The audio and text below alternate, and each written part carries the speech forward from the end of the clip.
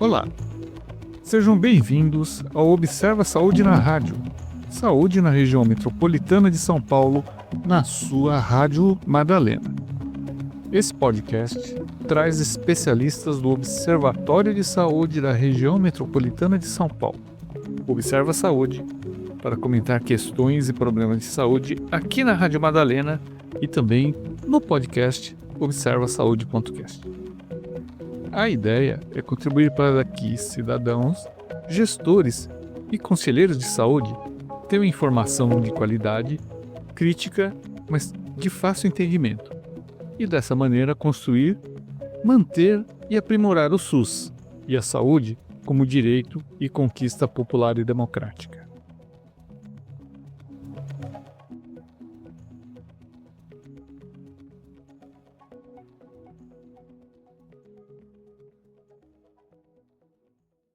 Estamos aqui na sede do Observatório de Saúde da região metropolitana de São Paulo, nas luxuosas dependências da Faculdade de Saúde Pública da USP. Estão aqui presentes o Dr. Pedro Dimitrov, eu, Eduardo Izumino, o Dr. Pedro Dimitrov pela Rádio Madalena e eu pelo Observatório de Saúde da região metropolitana de São Paulo. Nesse episódio do podcast, nós temos o prazer, de contar aqui com a doutora Karina Calife, e que eu vou pedir que ela se apresente daqui a pouco. A doutora Karina tem uma enorme carreira, de grandes contribuições para o SUS, então eu acho que esse programa vai ser muito interessante para a gente. Karina, por favor, você gostaria de se apresentar? Inicialmente, boa tarde, a todos. Eu quero agradecer o convite, é uma honra estar aqui com vocês, uma honra estar aqui com o Pedro, com o Edu, pessoas com quem a gente trabalha aí na construção do Sistema Único de Saúde desde sempre, desde que a gente se entende aí por profissionais. Meu nome é Karina Calife, eu sou médica sanitarista, tenho uma experiência de gestão grande aqui no estado de São Paulo, coordenei a atenção básica no município de São Paulo, na gestão da Marta, fui coordenadora de saúde agora há pouco tempo na gestão do Haddad, já coordenei a saúde da mulher no estado de São Paulo também, e sou docente, fui professora da Faculdade de Medicina da Santa Casa de São Paulo, no Departamento de Saúde Coletiva por 20 anos, e atualmente estou aqui na Faculdade de Saúde Pública como pesquisadora, junto ao Departamento de Políticas Públicas, de Política, Planejamento e Gestão. Como é melhor chamar você diante desses, dessa carreira? Você gosta de ser chamada de doutora, de professora? Podemos chamar de Karina? Por favor. Karina, então, a gente um pouco antes desse programa, a gente combinou que a gente vai um pouco dividir as contribuições da Karina em 2 ou mais programas. Okay? Então, hoje, a gente combinou que a gente vai abordar a questão da violência de gênero, violência contra a mulher, e saúde da mulher, se der tempo, e nos outros programas nós vamos detalhar um pouco mais esse quadro. Então, acho que, primeiro, novamente, agradecer a oportunidade. Eu acho que é super importante que a gente chegue nas pessoas que estão construindo o SUS no dia a dia, nos municípios, nas unidades básicas de saúde, nos hospitais, em especial, já que a gente está aqui no observatório, na região metropolitana de São Paulo, que nos é muito cara, onde a gente vem trabalhando bastante. E a ideia é que hoje a gente fale um pouquinho sobre a questão de gênero e violência contra a mulher, mas relacionando isso às políticas públicas de saúde para o seu enfrentamento. Eu acho que é uma das questões que a gente tem tentado trabalhar bastante. E uma das coisas que a gente tem pensado quando a gente vem trazer esse assunto é que a ideia é que a gente possa apoiar o desenvolvimento desse raciocínio crítico mesmo sobre esse tema, Por que a gente tem essas situações de violência, por que a gente hoje tem acompanhado na mídia um crescimento tão grande, dos feminicídios. 2024 já tinha sido o ano com mais feminicídios até a gente fechar 2025, que ainda aumentou um pouco, em torno de 1.500 mulheres foram vítimas de feminicídio, quer dizer, vítimas foram mortas pela condição de ser mulher na sociedade, e isso traz várias questões de gênero, de patriarcado, de organização social para as mulheres na nossa sociedade, né?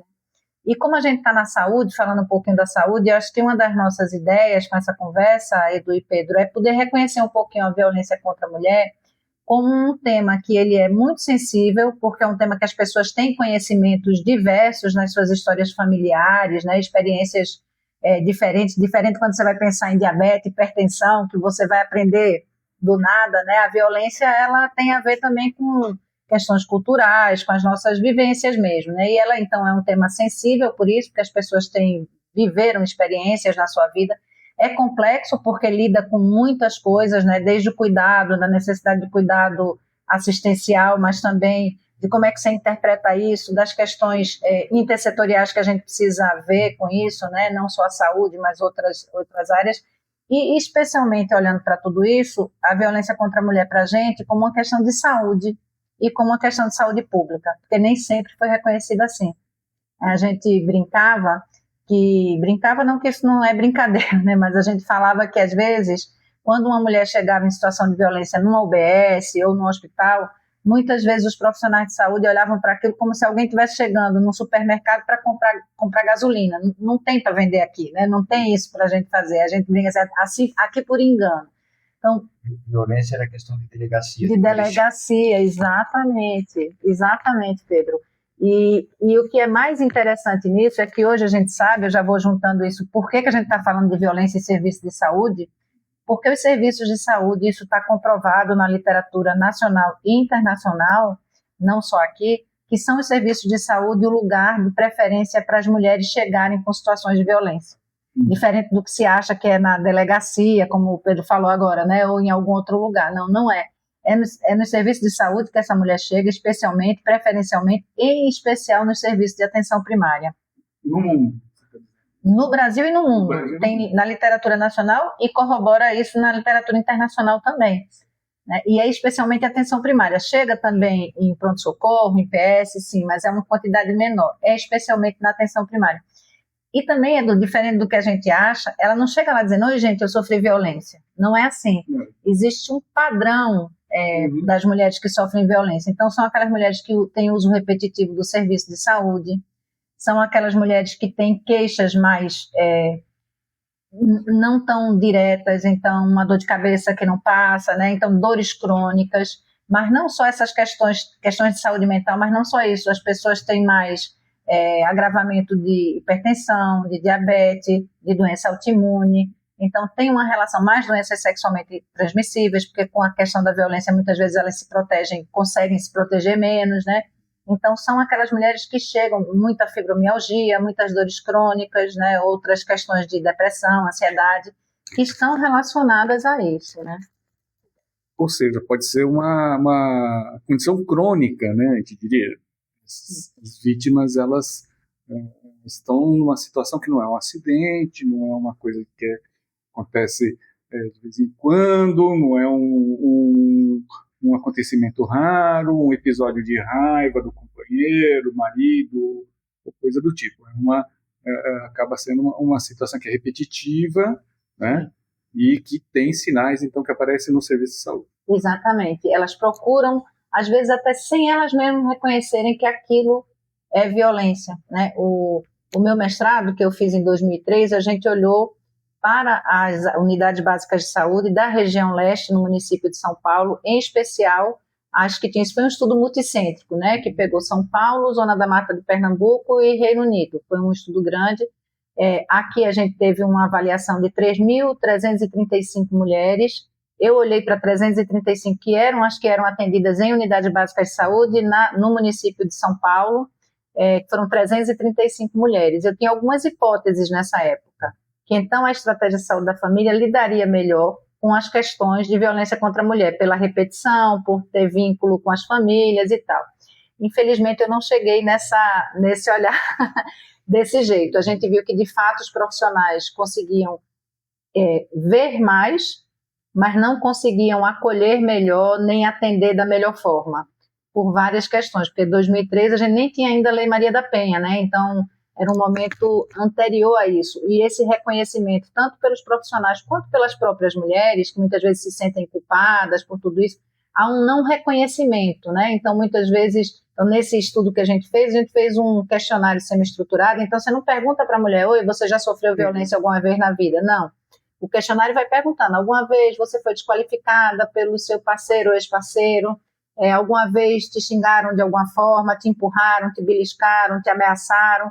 Então, com isso, com a organização qualitativa, né, desse material, na verdade foi um estudo quanti-quali, a gente consegue ver o percentual de violência. E quando a gente junta os grandes 3 tipos, tem mais tipos de violência, mas quando a gente junta violência psicológica, sexual e física, a gente teve um dado no município de São Paulo, que corrobora com a região metropolitana, que é do que a gente também está falando aqui, de 56% das mulheres já tinham sofrido algum episódio de violência em algum momento na vida. Então, né, de cada 10 mulheres, 6 já tinham sofrido algum tipo de violência.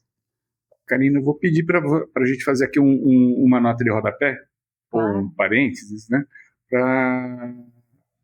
Eu vou pedir para você falar um pouco sobre o que é a Lei Maria da Penha, né, se você puder, porque eu acho que é a pessoa mais qualificada aqui. E a Lei Maria da Penha, recentemente, ela vem sendo muito atacada nos subterrâneos da internet, nos grupos de WhatsApp, né, em discursos masculinistas, esse tipo de coisa. Né, totalmente são fake news, mas elas são direcionadas, né, a minar a credibilidade da legislação que existe agora. Então, eu acho importante a gente esclarecer, né, pelo menos um pouco o que vem a ser a Lei da Maria da Penha. Acho que é bem importante que você traz, Edu, porque a gente tem uma mudança, né, de quando a Lei Maria da Penha, ela data de oficialmente, né, sendo reconhecida e sendo utilizada no sistema de 2006. Então, quando eu fiz esse estudo, por exemplo, a gente não tinha a Lei Maria da Penha.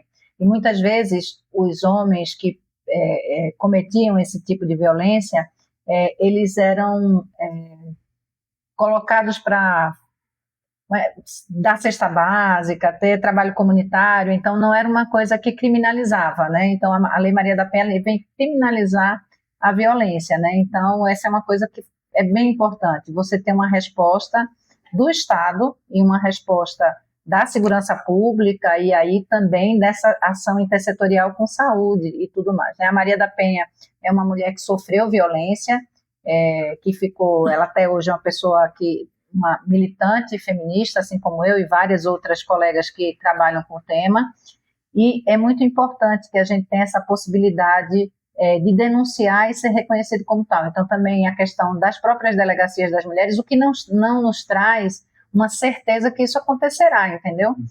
Mas há uma diferença, porque as pessoas passaram a ter medo, e a partir da Lei Maria da Penha a gente passa a ter mais medida protetiva, ações articuladas entre saúde e segurança, por exemplo, e a área de judicial também, né? Então, a Lei Maria da Penha ela traz um outro lugar para a questão da violência no nosso país, né? E eu acho que foi muito importante. A gente tem um reconhecimento maior, porque antes, isso aí não foi violência, só um empurrãozinho, só um xingamento. Então, também você poder qualificar o que é considerado violência contra a mulher. E talvez uma coisa interessante, quando a gente pega esse submundo que você está falando aí das discussões, se é importante, se não é, as pessoas dizem, mas só mulher sofre violência, homem não sofre violência? Não, mulheres e homens sofrem violência, não tenho dúvida. Mas há uma diferença. Quando você pega a violência que os homens, a maior parte da violência que os homens são submetidos, que existem, a maioria das vezes eles têm violência por pessoas que eles nunca viram, por desconhecidos, sei lá, uma briga, um bar, bandidos, assalto, o que quer que seja. No caso das mulheres, quase 90% das violências que as mulheres sofrem são por parceiro ou ex-parceiros íntimos, ou por alguém da família. Então, a questão que a gente está trazendo aqui, a importância da Lei Maria da Penha qualificando isso, é que a gente está falando de um tipo de violência por ser mulher, e não por estar em um lugar não seguro, enfim. Eu não sei se isso te responde, eu não sou exatamente a pessoa do judicial para pegar os artigos da lei, mas a gente passou a poder criminalizar essas pessoas, né? Não, perfeito. Eu acho que isso coloca toda a questão e de um jeito assim, que a gente pode pensar em como todo o aparelho do Estado, institucional, né, teria que se preparar para atender, né, atender as mulheres vítimas de violência, né, todo esse problema, né, assim, a partir de um dimensionamento do problema, de um entendimento das causas principais, né, quase não, sendo uma epidemiologia, né, né, desse tipo de acontecimento. Eu queria também destacar, Karina, que é fundamental o que você falou no início, da pessoa da atenção básica ser preparada para poder receber esse tipo de situação e saber atuar em relação a essa questão. Né?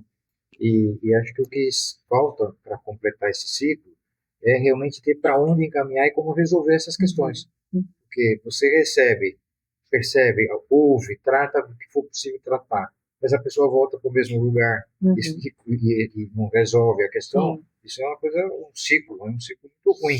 Então, o que eu percebo é de que, eu desconfio, quase certeza, é de que não há uma segunda ou terceira instância que acolha essas vítimas e que realmente dê resultado. Quer dizer, os lugares de acolhimento de pessoas que sofrem violência, que eu percebo pelo noticiário do jornal, é muito precário, se é que existe, em alguns municípios seguramente não existe.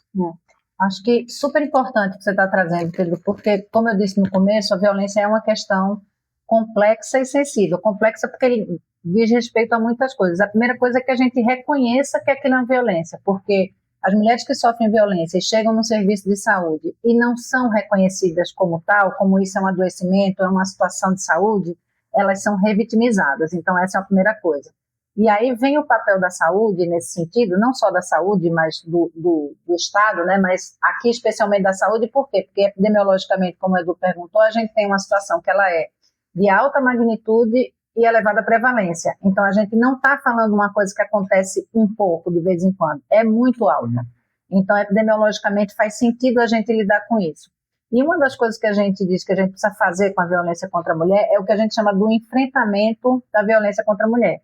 E aí, para enfrentar, tem um papel muito importante da gestão. Esse já foi um estudo que eu fiz no meu doutorado, né, onde a gente olhou qual era o papel dos gestores de saúde para lidar com a violência, porque faz diferença, a depender do olhar que você tem. Então, uma das coisas para os profissionais da atenção básica, como você está dizendo, e aí tem um estudo, o Departamento de Medicina Preventiva, tem duas professoras que trabalham muito com esse tema, que é a Lília Lima Schreiber e a Ana Flávia de Oliveira. Elas fizeram uma pesquisa junto com Bristol, na Inglaterra, e uma das coisas que eles perceberam é que uma das coisas mais importantes para uma resposta positiva é você sensibilizar os profissionais de saúde da atenção primária. Ao sensibilizar, para quê? Para reconhecer, isso já é um grande passo. E que a gente possa hoje, no município de São Paulo, em alguns municípios da região metropolitana, ter uma proposta, e alguns já têm isso implantados, os NPVs, que são os Núcleos de Prevenção à Violência, dentro de cada UBS, né? Então, é importante que você tenha pessoas que estão formadas para lidar com isso, mas é muito importante que as pessoas não achem que não é obrigação delas. Então, isso é um olhar para o médico, para o enfermeiro, para o assistente social, para a pessoa que está na recepção. A atenção básica precisa ser uma unidade, que eu digo assim, do sim para essas coisas, de acolher essas mulheres. Então, a sensibilização, e sim, o que você traz, que é uma construção em rede do que fazer.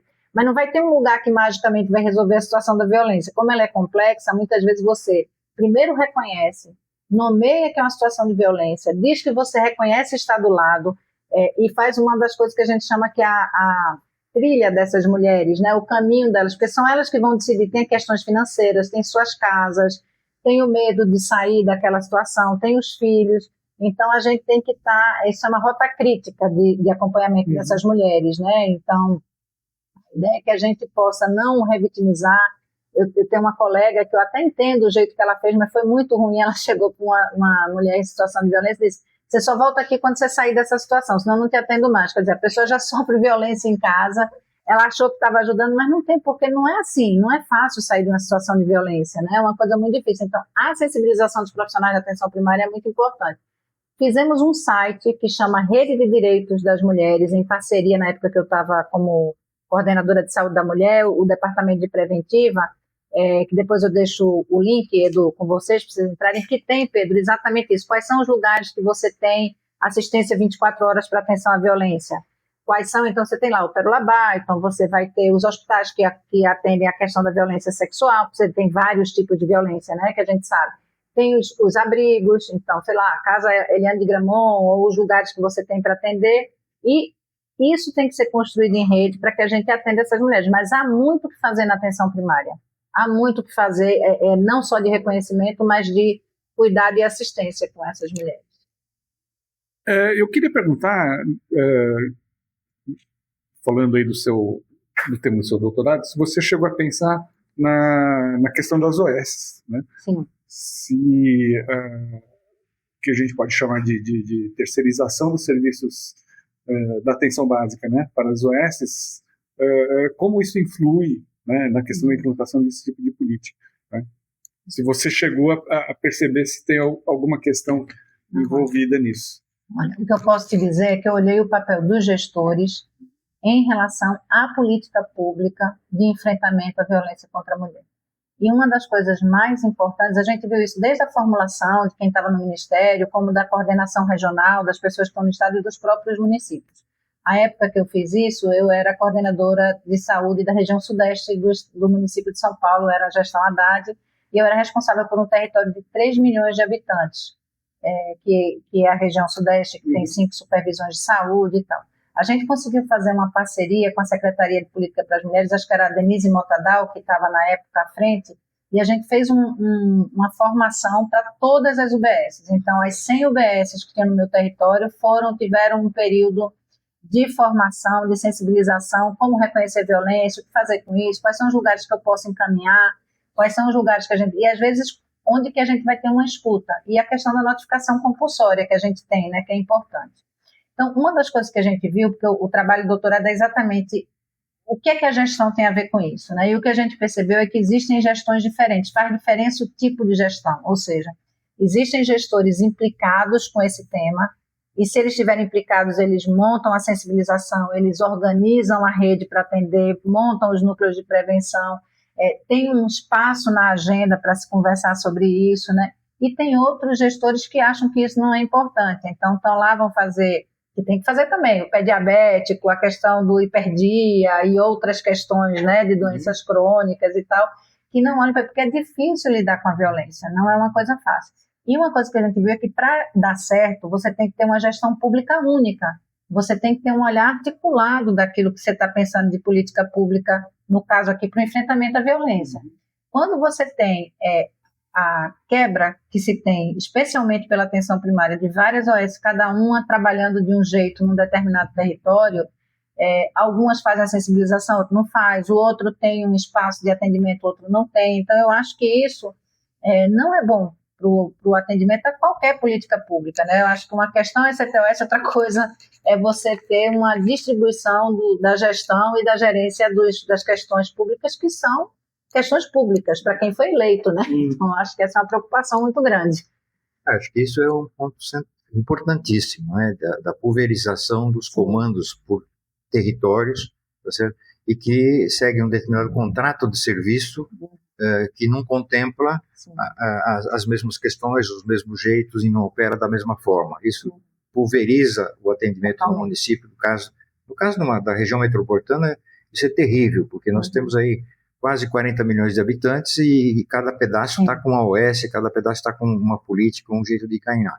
Embora o discurso possa até parecer igual, na prática são diferentes, muito diferentes.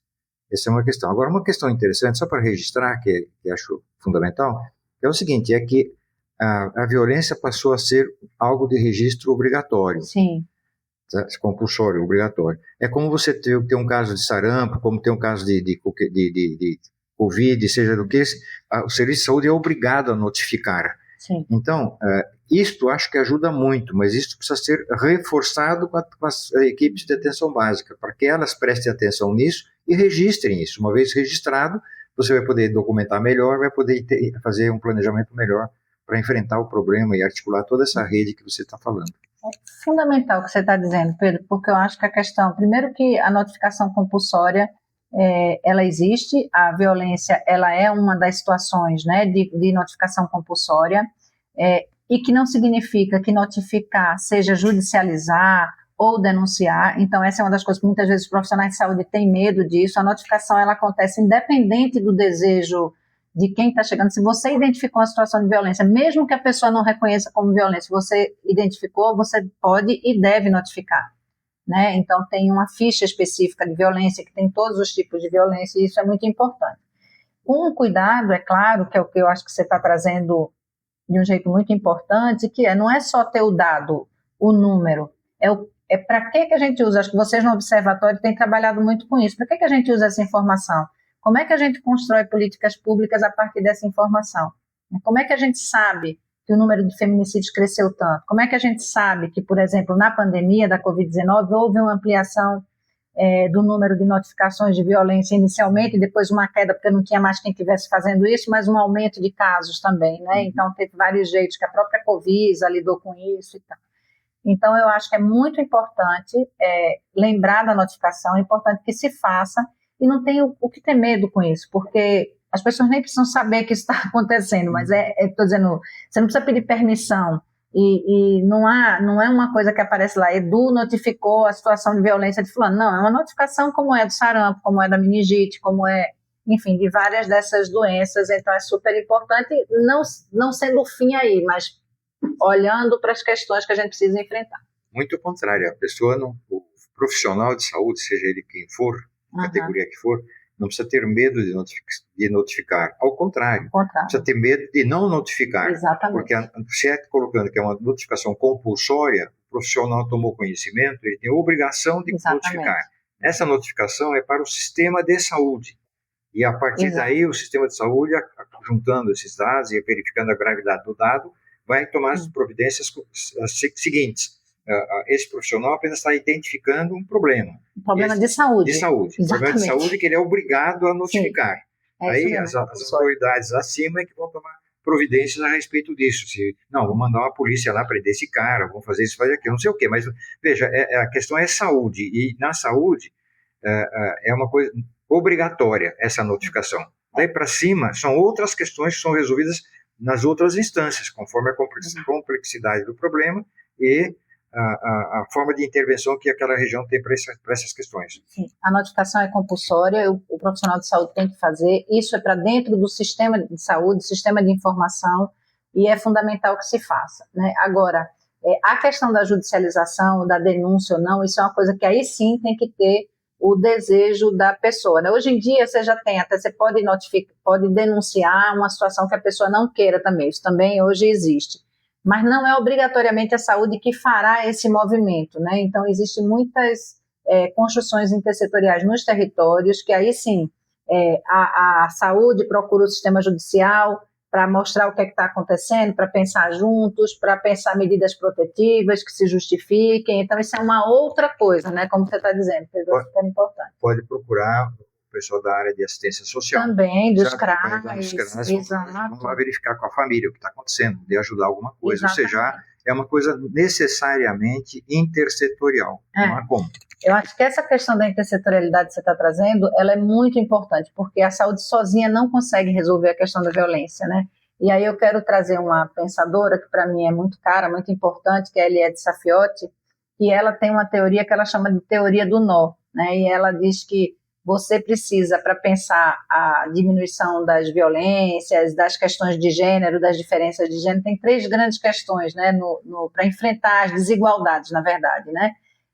Você tem que olhar para gênero, tem que olhar para a classe social e tem que olhar para o racismo. Então, essas são 3 questões. E por que teoria do nó? Porque não é uma coisa que se complementa a outra, né? Então, isso é pior, com isso é pior, vai se somando. Não, mas ela está tão imbricada que quando você interfere num desses lugares, dessas condições, você melhora tudo. Então, por exemplo, o exemplo do Bolsa Família, né? O Bolsa Família tem vários estudos de mulheres que saíram de situação de violência com o Bolsa Família. Então, você inclui uma questão financeira de um aporte importante para aquelas mulheres, são elas que recebem, muitas vezes elas conseguem sair da situação de violência por ter um sustento, ou por ter alimentação.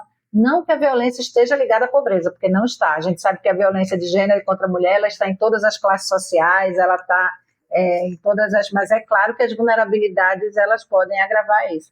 Então, e a questão do racismo também, né? A questão da violência em mulheres negras, assim como da mortalidade materna. Então, a gente entender a importância do racismo como algo estrutural na sociedade que a gente precisa intervir é muito importante. Mortalidade materna é um dos nossos piores indicadores no Brasil, né, desde do fenômeno SUS, vamos dizer assim, da implantação do SUS, mas quando você olha a morte materna, que é um dos piores, o grande percentual de mulheres que tem, né, em morte materna são mulheres negras. Então, isso é uma coisa que a gente tem que enfrentar também. É um indicador de múltiplas vulnerabilidades, né, que estão se cruzando na sociedade.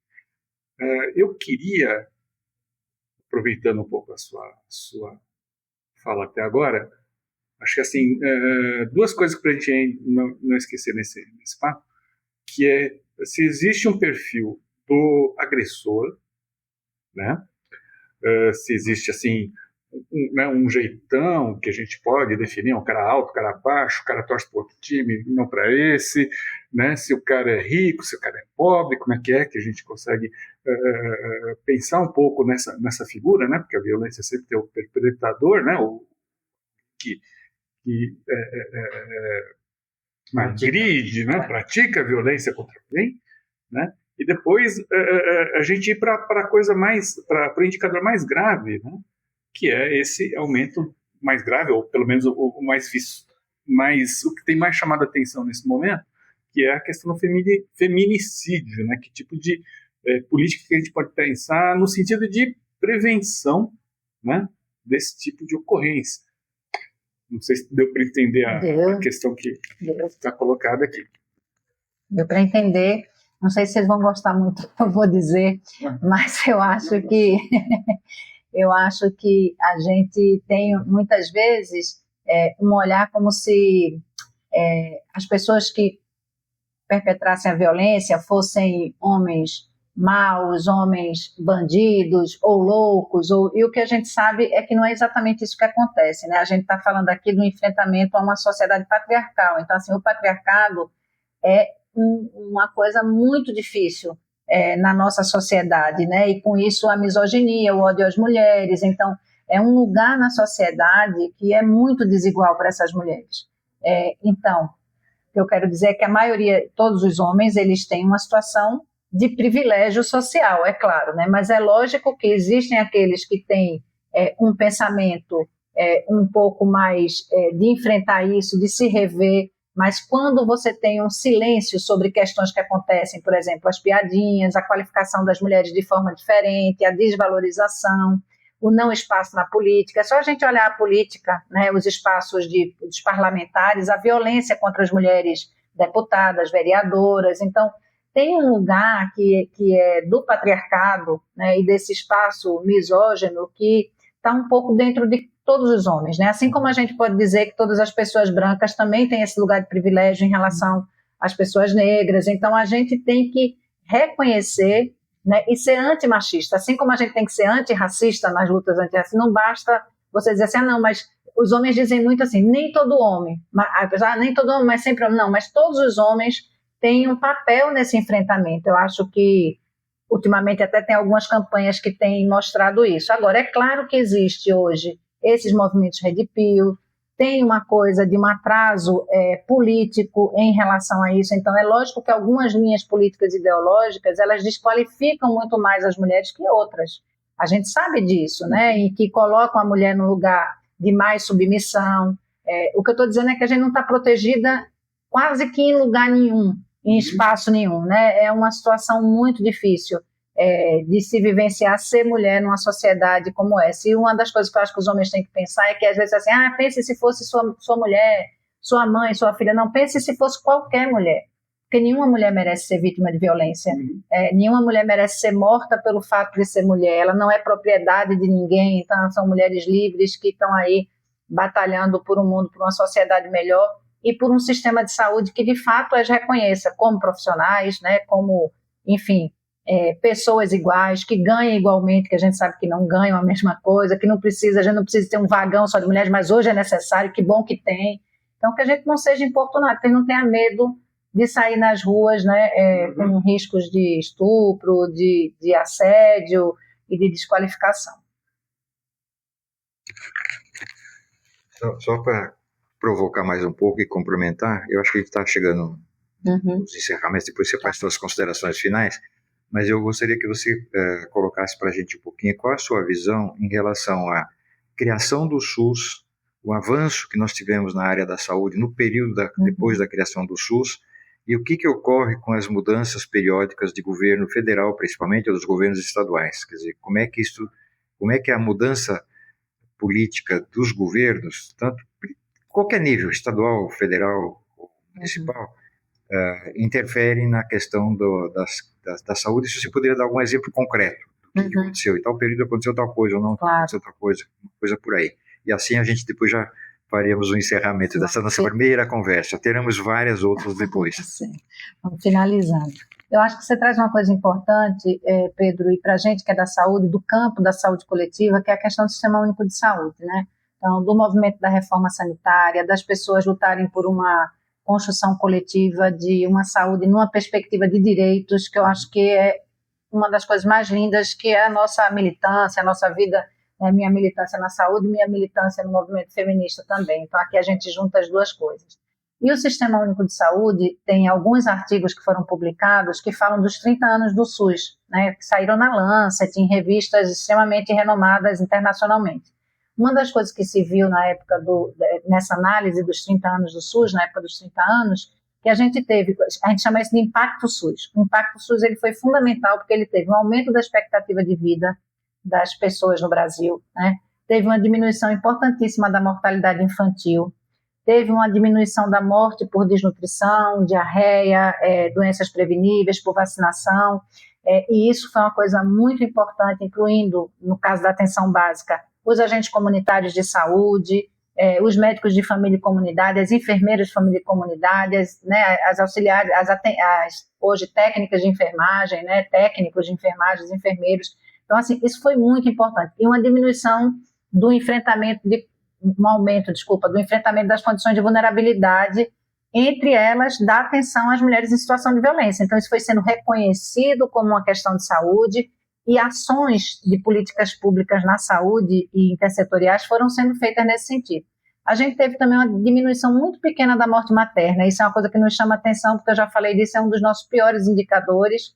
E eu acho que isso tem a ver com a mesma questão que eu estava falando antes, de uma sociedade patriarcal, de uma situação, uma condição de gênero desigual, onde sempre é o lugar pior, a maternidade é como se fosse um lugar que pode ser de qualquer jeito, porque é uma coisa quase fisiológica e tal.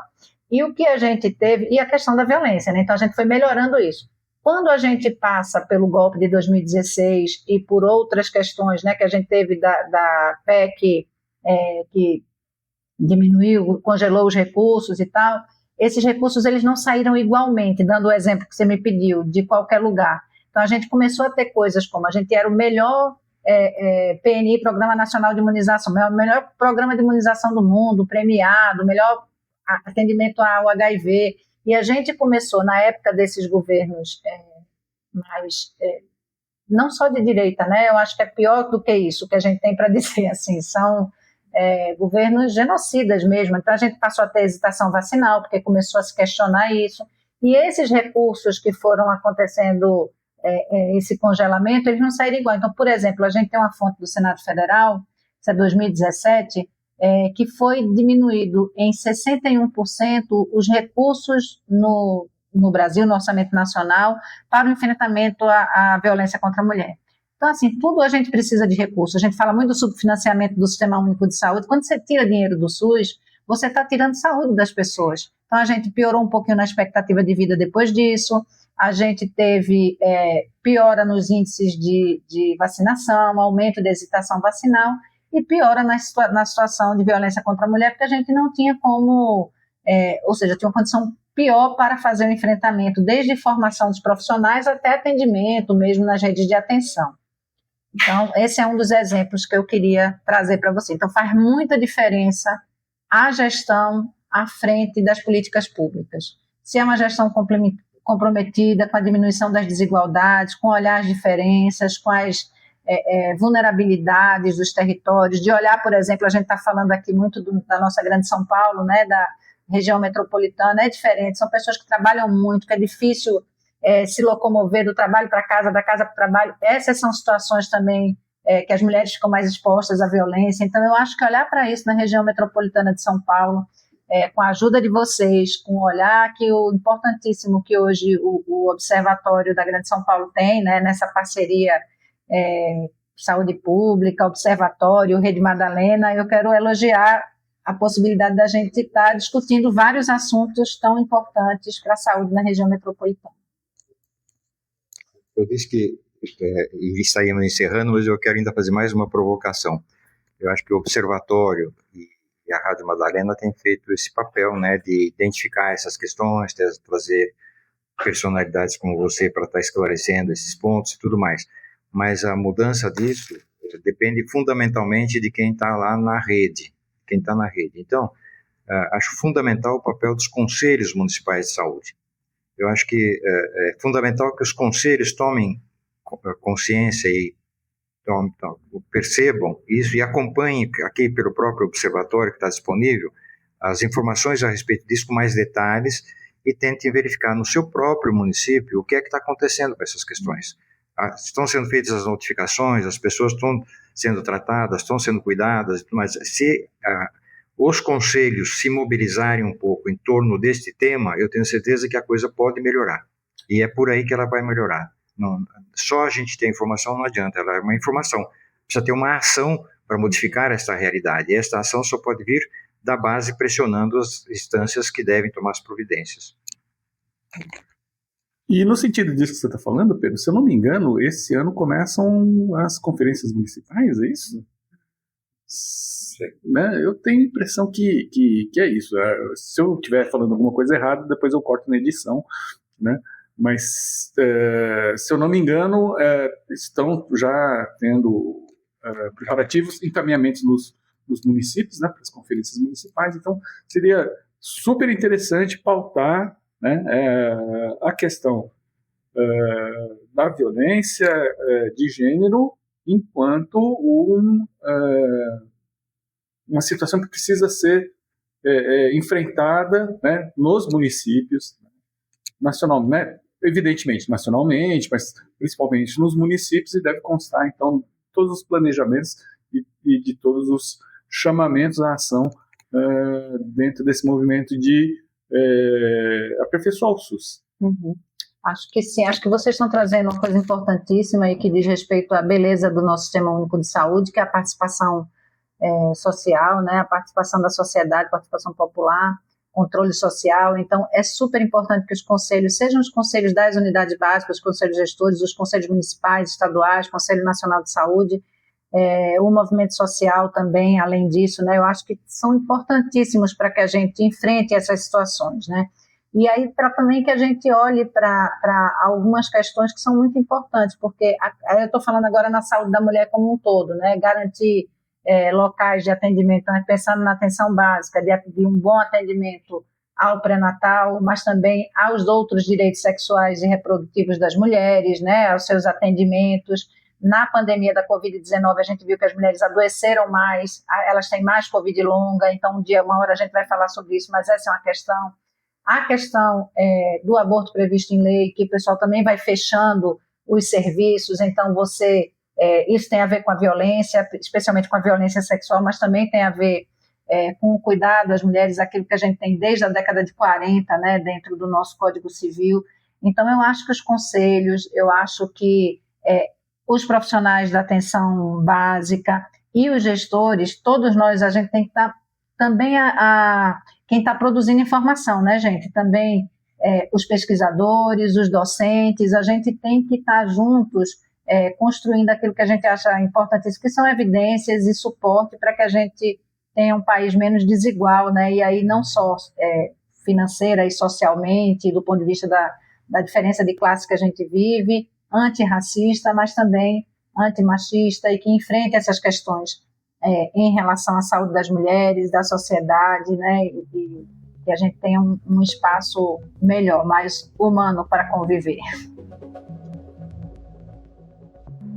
A Rádio Madalena foi criada pela Associação Rádio Madalena, fundada em 2013, entidade civil sem fins lucrativos, apartidária, que já obteve junto ao Ministério das Comunicações o direito de implantar uma rádio comunitária na Vila Madalena, em São Paulo. A Rádio Madalena é transmitida pela internet no site radiomadalena.com.br.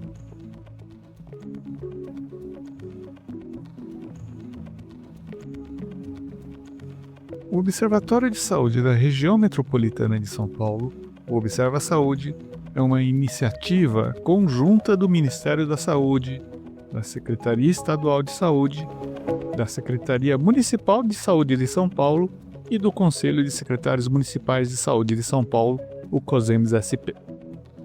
O Observa Saúde está sediado no Departamento de Política, Gestão e Saúde da Faculdade de Saúde Pública da USP, onde ele é um projeto transversal.